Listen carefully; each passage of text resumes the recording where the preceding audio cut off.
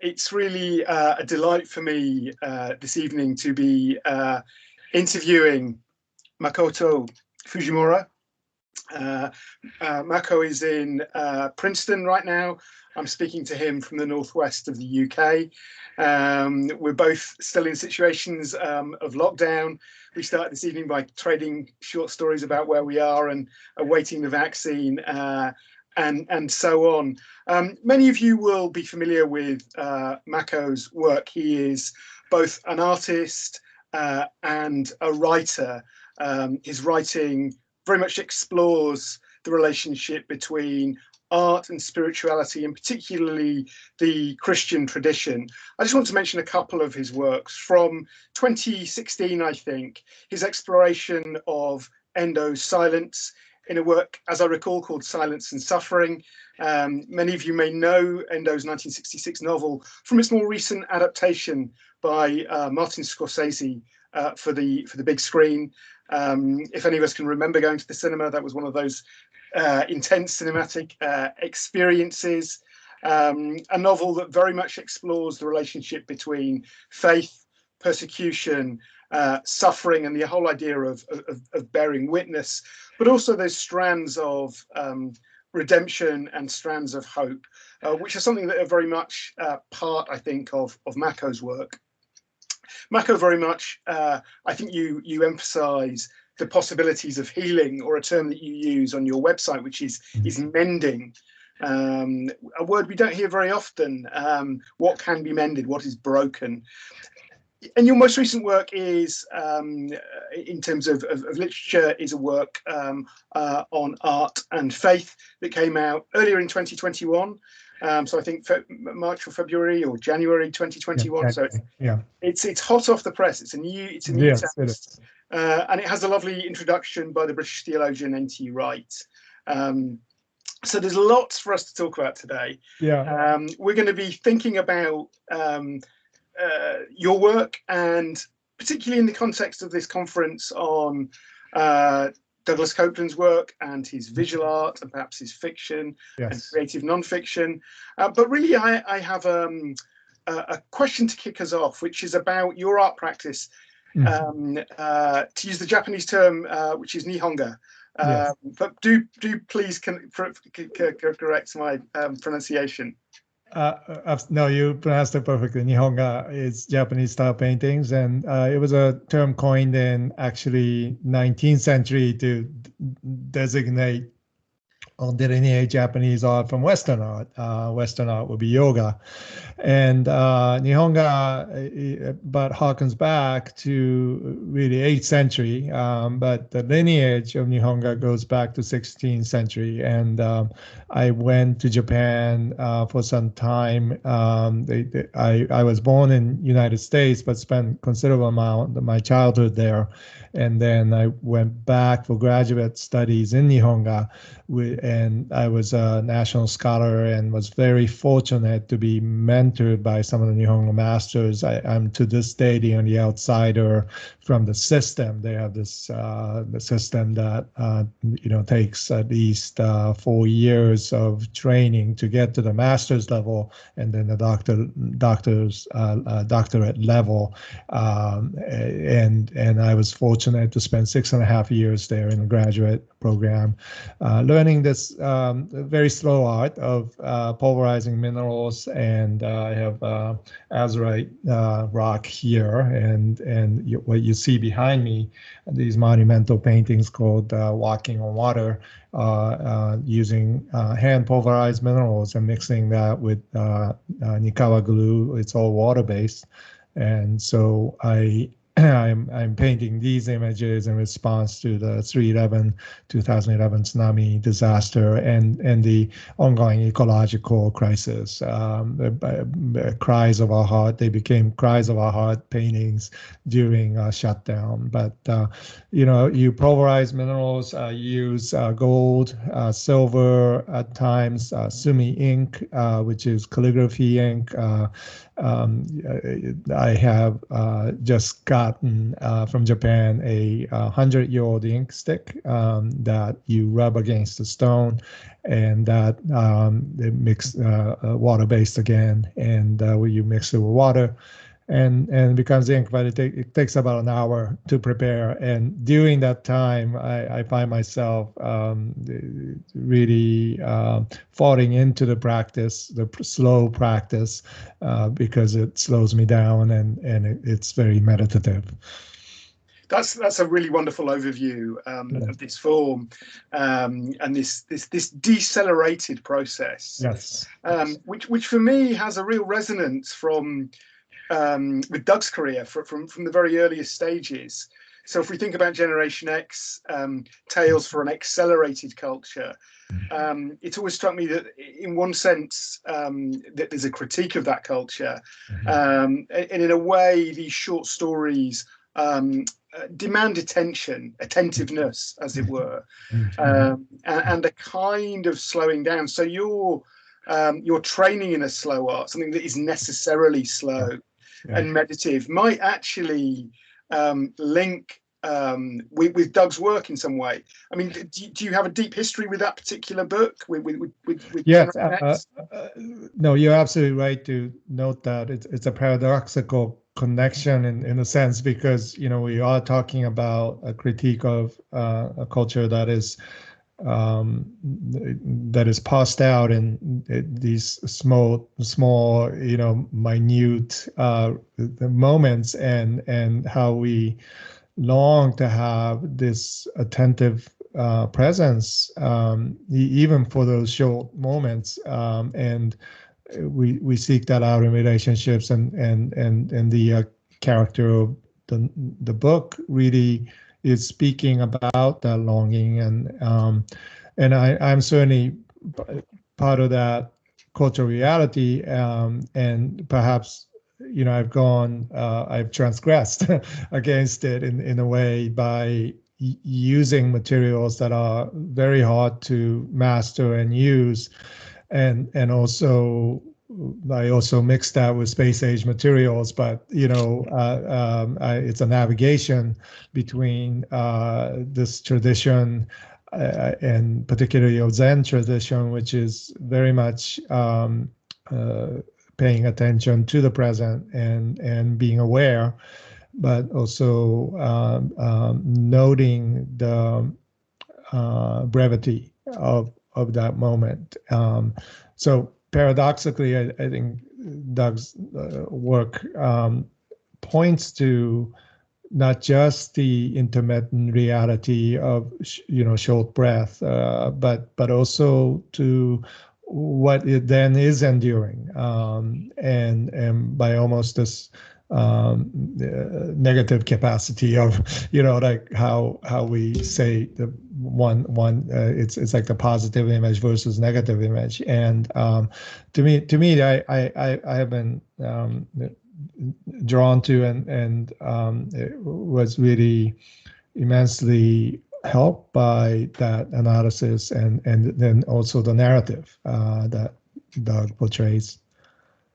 So that you work with images primarily, but those images sometimes are impacted by the word in different ways, whether that's from a contemporary writer like Douglas Coupland, or from biblical tradition, or from Zen tradition, as you mentioned. So there's a kind of palimpsest, a layer of different influences in your work. Yeah, and I didn't think about this till now, but I think my journey into the spirituality and has been through words, through certainly the Bible, but even before that, when I really hadn't had that much exposure to the Bible, it was William Blake, it was Milton, it was so these especially English writers had specific ways of influence my journey. Right, absolutely. I'm really intrigued that you mentioned William Blake as a great mystic who is a man of words and a man of images at the same time. One curious thing in English schools is, in the past, he was very often taught simply with his words, and they make far less sense out of the context of seeing something like the Marriage of Heaven and Hell, Yes. Long poems like Jerusalem, or The Great Divorce. So yeah. If we see them,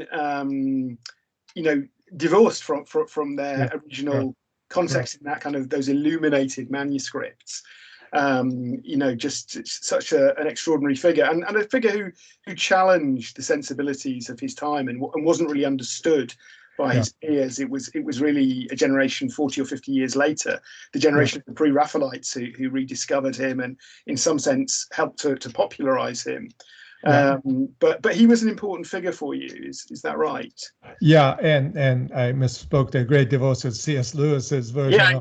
Interpretation of it, I Blake. But in Marriage of Heaven and Hell, and Songs of Innocence and Songs of Experience, and then Jerusalem is particularly important to me because it was through the words of Christ at the end of Jerusalem poem that I found myself really getting to a point where I understood what the historic narrative, the person of Jesus was saying. So that those are very important works, and so literature and art, and in Blake's case is both.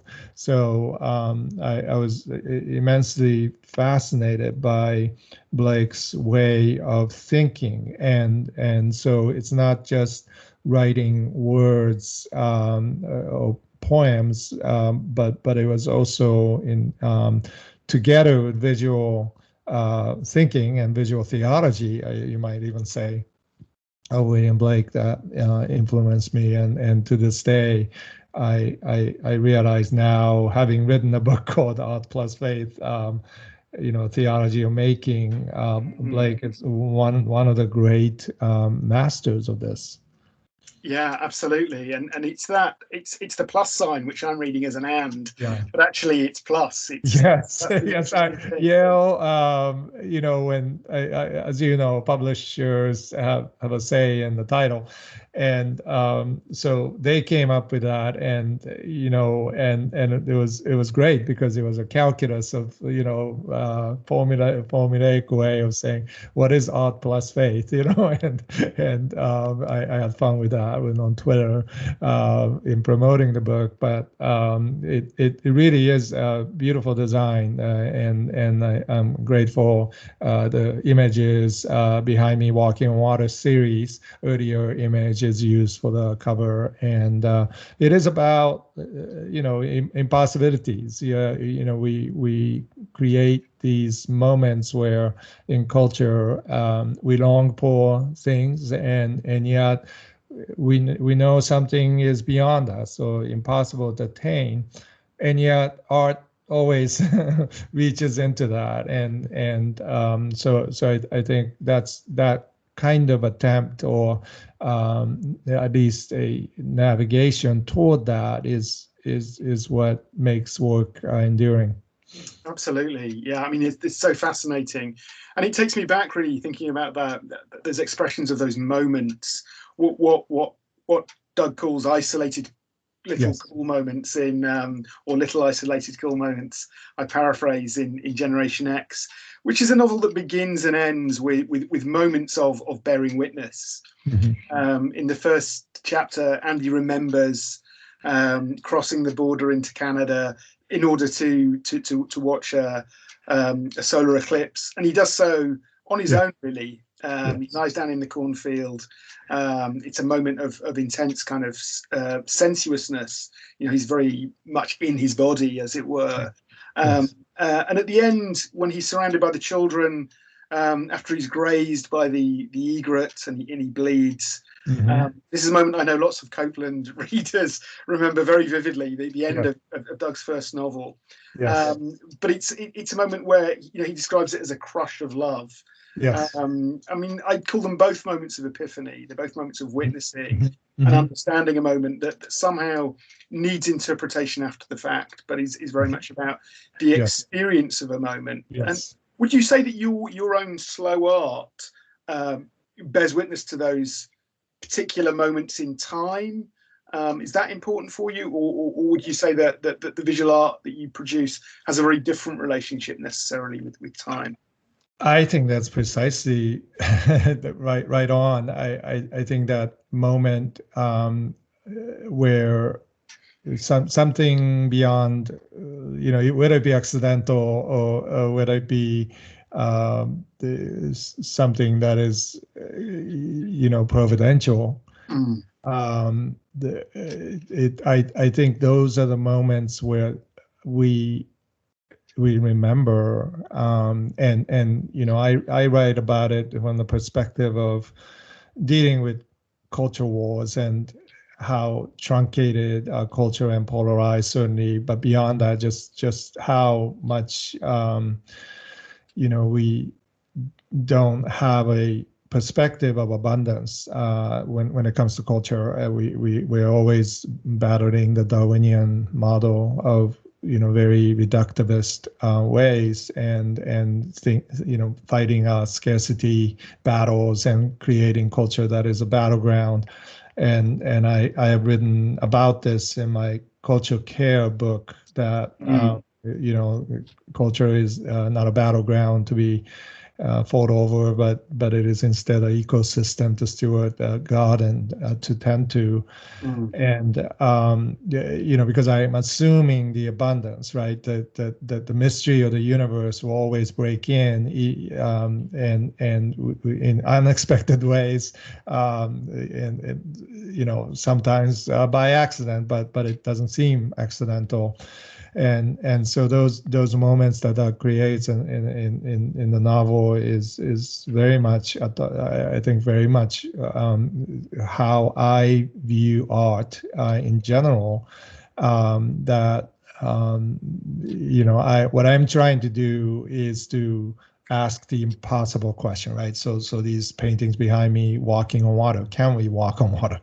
And it's not the answer to that question, but to probe deeply into the question itself and enlarge that, hopefully. And when I have people respond, I had someone who was standing in front of my painting and just sat there for a very long time, maybe an hour or two, and commented afterwards. When she came into the room, she just saw this very monochromatic green painting, and she kind of walked by it, and then something called her into it, right? And so she sat down. And by that time, her eyes have adjusted. It takes about 10 minutes for your eyes to stop racing, it's survival mode, and just be able to finally see. And when she did that, she said, a whole galaxy opened up before me. I couldn't believe my eyes, because I thought it was just green, and but my work's refractive and multi-layered, so your brain may say it's green, but what you're actually seeing is a whole galaxy of colors, prismatic colors that are refracted. And so she just walked into the painting, and she couldn't, in a sense, she couldn't get out. It was like, walking through Narnia wardrobe or something. And she had this whole experience, that journey. And so that, that tells me that what I am trying to do with my work, there's, I mean, it doesn't matter if I have a review in New York Times, that experience is the most important. And I wonder if that's true for Doug as well, that when people comment, it's not the, critique of it, it's as much as the experience that it opens up. Well, sharing something with one other person almost in that moment. That sounds, that sounds like an extraordinary and very distinctive experience, only available when we create. Yes. The subtitle of the book, The Theology of Making, Yeah. I think that's, again, it's intriguing. Every word in that sentence is intriguing in that sobriquet, as it were. Do you feel that making, that creating, is something that all human beings have the capacity to do, and indeed should be doing? Yeah, and again, this is to fight back against a kind of consumerism that, I always say, if you're not making something, you're consuming something. And so that's the calculus. It's very much it comes down to that. And if you are making something, you are inhabiting this image of Imago Dei in us that allows us to seek abundance rather than fighting our turf wars, and so that releases us from our fears and our anxiety, and I do believe that it heals us in some level when we make, and I know that because that's what I experience every day in the studio. I feel very much that studio is my sacred place. This is where I encounter the divine and in tangible ways. I remember, even before I understood what the Bible was saying or theology, I felt this viscerally when I created something. Something went through me that I knew it was not mine. I knew it was a gift. I just didn't know where it came from or why I was able to tap into that. And when I heard the voice of Christ, it felt deeply connected to me. That because love is sacrificial. And this charge that goes through us when we create anything and lasting is something that is tapped into the universal level of cohesion and integrity, and it acts as a medium through which we can see the whole, and so we don't have to be narrowed down in our own conception of possibilities or impossibilities. That this is something that I talk about in the book as newness that is breaking into our own very Darwinian survival, and this newness that can open up. So burning bushes everywhere, and everything becomes very heightened and significant, and we can begin to journey into that and the mystery of that, and that's what I try to capture in my work. That's, so fascinating. It strikes me that one of the keywords that you're using today is abundance. Yeah. And I think that sometimes, although it might have scriptural resonance for us, although it may not be a term that we immediately recognize in that context, that might go counter to a certain understanding of Christianity as an ascetic, self-denying, rather sparse set of traditions. Of course, there are different ways of thinking it. There are ways of thinking of cultural Christianity being self-serving and possessive and accumulative, and that's been one of the images, I guess, in recent years. Things like the prosperity gospel and so on. That's a whole other tangent that I'm not inviting us to travel down today. But it's a really intriguing notion that there is this kind of abundance that you think isn't something that is finite, but that it's something that can be shared. I mean, the other term that you use is ecosystem. Yes. Which is a term that I think many people from different spiritual traditions would have shied away from, but you're using it very clearly in relation to your faith, I think. Yeah, that's really interesting. So asceticism, it seems to me, there are different types, but would actually point to the abundance rather than it points to it by negation. Right, you're saying that I want to gain. So I heard recently from a scholar, a friend of mine, that one of the great texts of all the Bible scripture books that was used in monastic ascetic communities in the early church was Song of Songs. Mm. And so why would you know why not the Gospels, why not the Psalms? Right. She said Psalms were important to them, but Song of Songs was the text that they went to. And you think about the eroticism of Song of Songs, the abundance, let's say, of it, and I think there was this attunement to by negation what they were giving up or moving away from was what they were seeking.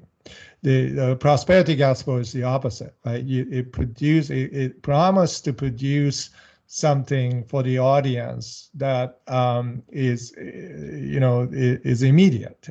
So by listening to the sermon, you are able to tap into a specific kind of prosperity, and that is problematic because it doesn't not because of the prosperity that kind of positive thinking may produce, but because it doesn't allow you to go into a deeper spiritual formation, right? So that's the problem. Is not in the message itself. It's kind of a sales pitch, but to create mega churches, but it doesn't really. It's kind of this facile neos. The Greek word for new is neos or kainos.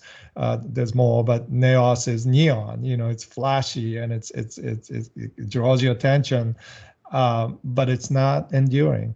And so asceticism seeks enduring abundance. I think that's what the end product is, and experiences, and perhaps our culture is almost set up against that. So I do use abundance as a model of creation as well. So I talk about God's aseity, which is basically a theological term for God's all-sufficiency, and simply put, God doesn't need us. God doesn't need the creation. God doesn't need us.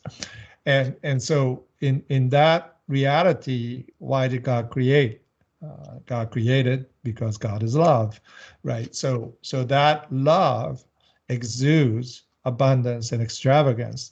And that's for me Genesis. That is how creation works in a way against the pragmatic utilitarian pragmatism that we have created religions out of, and even the sales pitch of somebody saying, well, if you ascend to these, if you pray this prayer, you go to heaven, is again, this is truncated. It's not wrong. It's just happens to create this flashy thing that ultimately crumbles if you go through suffering or if you go through the darkness, but God dwells in darkness, right? God is present in our suffering because God understands darkness, and to God, as William Blake quotes Psalm 139, darkness is not dark to thee. So this is something that is profound. It's kind of an upside down image of a pinhole camera, where you really you have to, once you understand that it's upside down, and where darkness is light and light is the boundary from which we can see we can see color, we can see ourselves better, but it is also ultimately leads back into God, who is all about love, and therefore we're free. We're free to be loved, and we're free to be embraced by this love that does not need us, and we don't have to do anything to receive it, and that I think that's the basis of biblical understanding of grace. Thank you. Yeah, I mean, such a big and complex term that is so hard to do justice to. But I guess your art is wrestling with that. But if I can draw out some of the things that you were saying there about suffering and darkness, and actually the divine being known in those places. You quoted the Psalms. This is another link, I think, with your work and with Doug's work in different ways. I'm not claiming, an absolute congruence of theological outlook or spiritual outlook or claim, but there are strong resonances here, I think, because suffering is a recurrent theme in Doug's work, in maybe a low-key way. In Generation X. It's not a novel that is replete with the experience of grief in a literal sense of mortality. There may be different forms of cultural grief, I guess, at work, and certain experiences of loss. But in works like Life After God, and perhaps most famously in Hey Nostradamus from 2003, about high shooting and its aftermath across decades. A narrative that begins with a quotation from Corinthians about not all shall sleep, but all shall be transformed. And finally, with an allusion to the parable of the prodigal son, spoken by a kind of prodigal father who is repenting, as it were. That's a narrative very much about darkness, but there are pinpricks of light and hope and so on.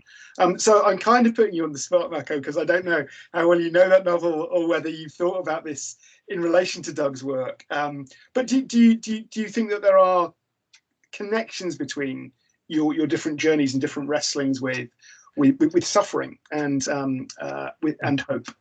Oh, absolutely. And when I wrote Silence and Beauty book about Shusaku Endo, that there's a direct, I mean, you could almost call Silence Life After God, right? And so Endo was exploring these themes in post-war Japan after the devastation of Hiroshima and Nagasaki, where anybody with faith will lose that hope, and we forget that when Nagasaki bombing was the bomb was dropped, that was right during the mass that was taking place, and the detonation point was right next to Oda Church. So it literally melted the church, and more people were killed on that single moment, evaporated really, than in 250 years of persecution in Nagasaki. So that is Life After God, and Endo is very much after that struggle of suffering, not just our suffering, but generational suffering, and what happens when a nation, a culture suppresses the truth, and especially Christian truth of sacrifice and love connected. That and when we try to do that specifically, there's a kind of an imprint that is left in culture that remains indelible to this day. So I try to bring that out in my book to say that Japanese concept of beauty is that imprint of the 250 years of suppression and more, and the resulting nationalism that continued after the dictatorial shogunate, that led to this nationalism that led to the war, and ultimately ended in the bombings at Nagasaki, and that kind of reality is upside down, and you can't really capture that in a linear legalistic fashion, to try to say all of that complexity and mystery of that requires a story, requires something that is not a propositional, logical analysis, but it requires the affective side of our experience and probably more of a deep-seated understanding of the presence of the divine in the darkest places.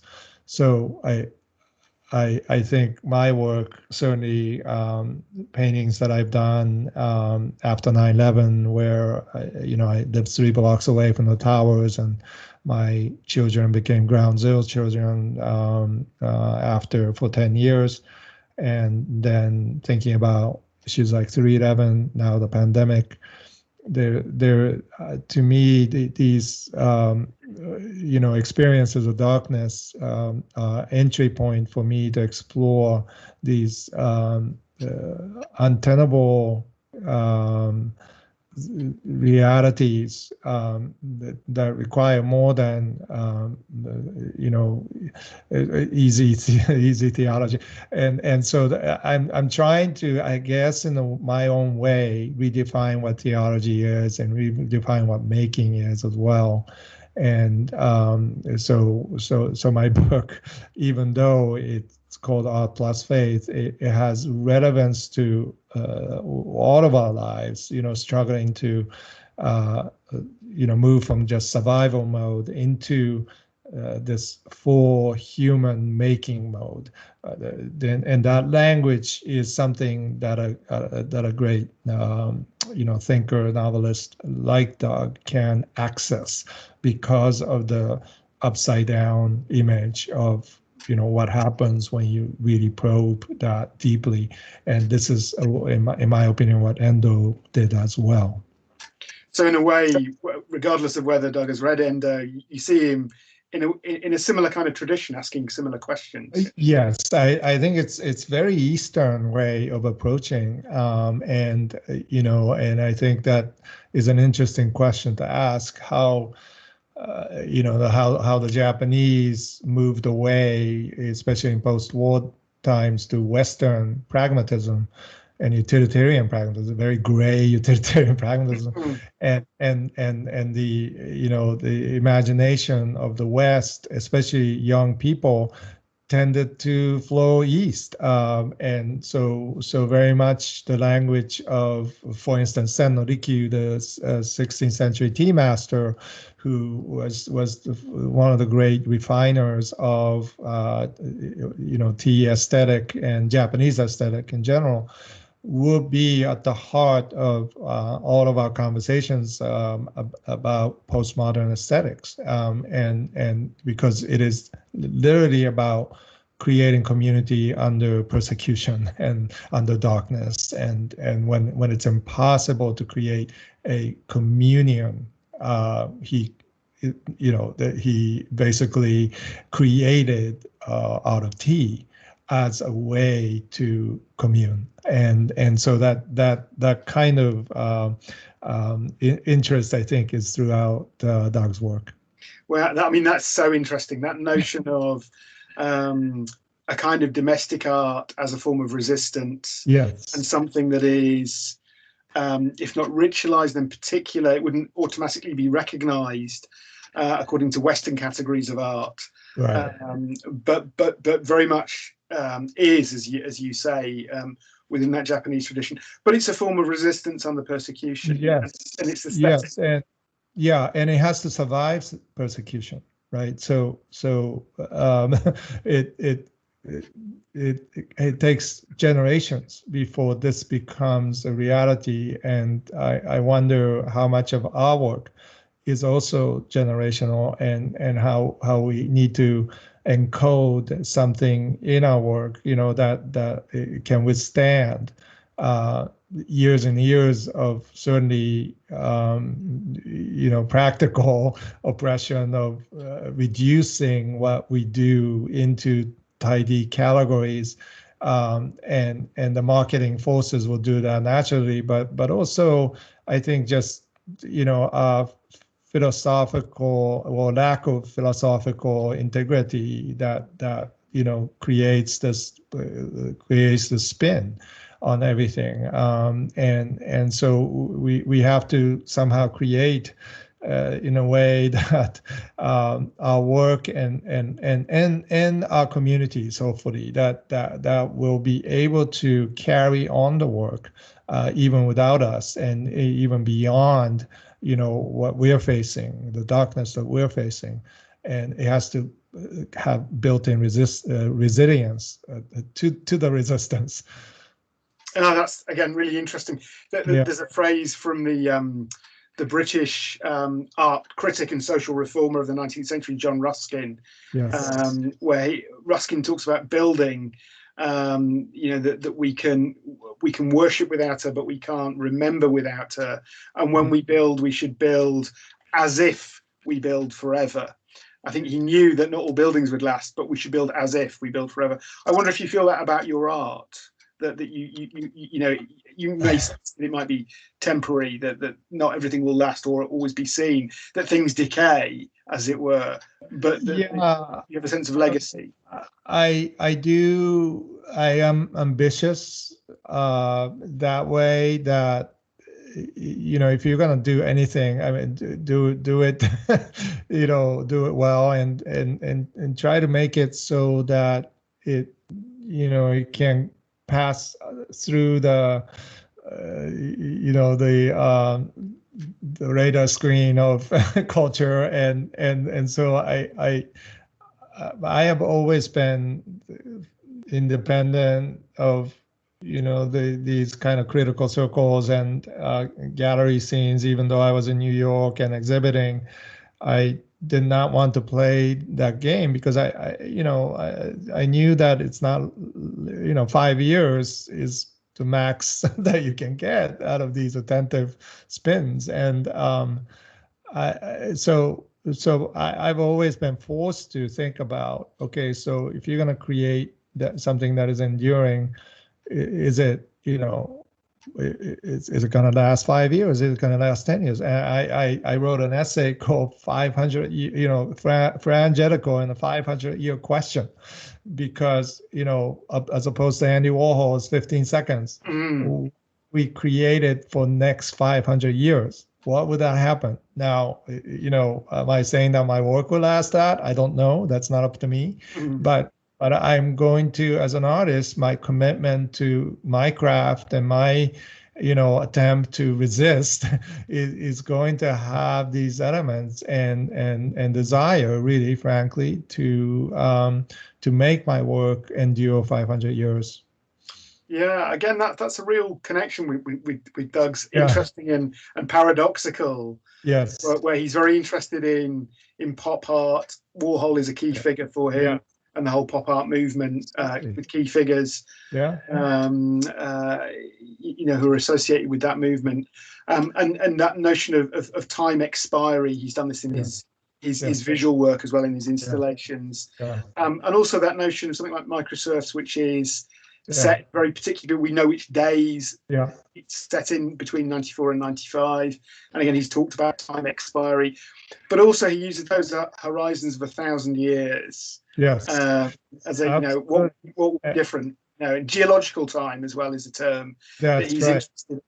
Yeah, time itself, right, can be measured in different ways, and Andy Warhol is such a great paradox, because his pop art is very much enduring today, and we forget how much truth in being able to capture that can go a long way. For continuity purposes, I'm not wearing the same Star Wars T-shirt or jacket, but I thought it'd be nice for us to end off the interview properly, and to be able to talk to Mako a little bit about what he's been doing in terms of an artistic practice in the midst of COVID and lockdowns and so on. So Mako, tell us a little bit about what you've been doing. Yeah, so I have been happily sequestered as an artist. It's actually, for a high introvert like me, I'm gonna have to readjust to normality, and Hey, but I've been very productive, and behind me you see these monumental paintings that I did last summer that I'm hoping to show in Los Angeles.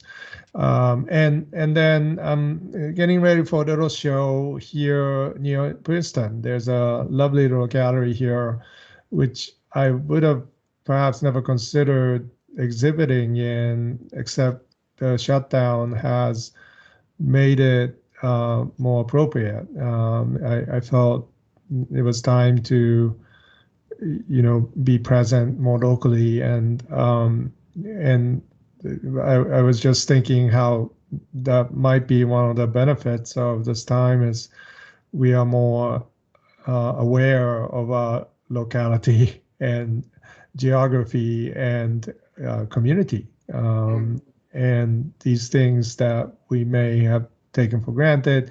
I was on the airplane going through New York Airport 5 times a month at least, and it just seems crazy now to, first of all, to do that, but also in terms of, are careful the environment and carbon footprint and all that, which you never thought about. I mean, I thought about it, but it's been accentuated, I think. So these things that you think about. Meanwhile, the spring is here in Princeton, and all these flowers are coming up, and I'm able to paint them. And writing an essay right now on four quartets, Eliot's four quartets, which I had quite a bit of journey with.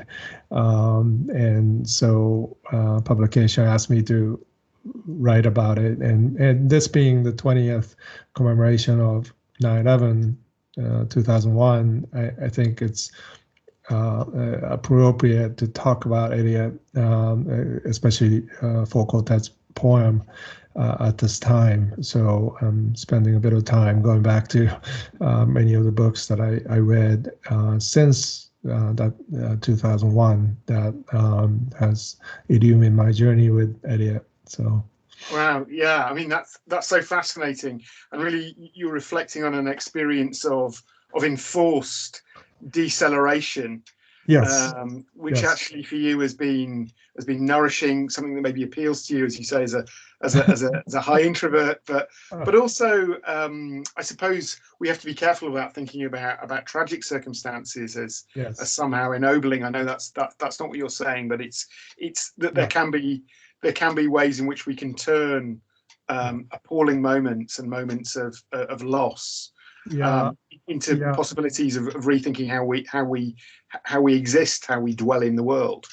Yeah. Yeah. Thank you for saying that. I do think everything I do is energy of something, and slowing down has certainly accentuated that sense of, being with Christ's tears at such a time as this. And the work behind me are called Walking on Water, and they're really tribute to the 3/11 tsunami victims and the cries of the earth that we are experiencing through both pandemic and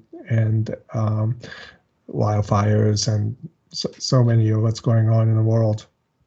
So yeah, these times of slowdown, they definitely remind me actually of post 9/11 days where you really couldn't work, but community it came alive in a way that I don't think we ever experienced in downtown New York, and having children there really accentuated that sense of immediacy of each other and your community, and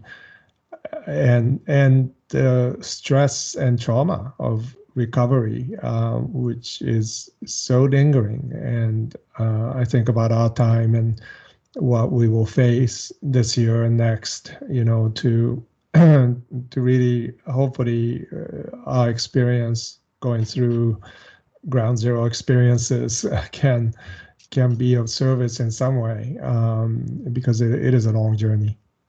Absolutely, and for you, both visual art and your words, essays like your response to Eliot, and as you say, your journey with Eliot. Do you feel that those different art forms can give meaningful shape to collective grief? Yeah, I do. And Eliot was writing in response to his trauma of the Blitz and being an air warden, and he couldn't shut off the sirens going on his head, and so he listened to Beethoven.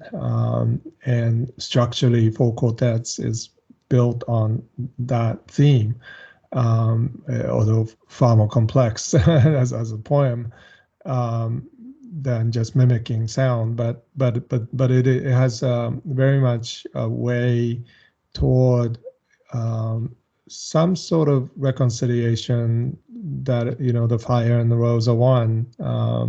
This image of completion at the end, and yet the end is my beginning.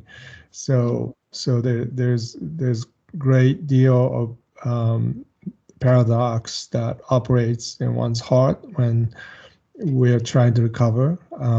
It seems like you're back in the same place over and over.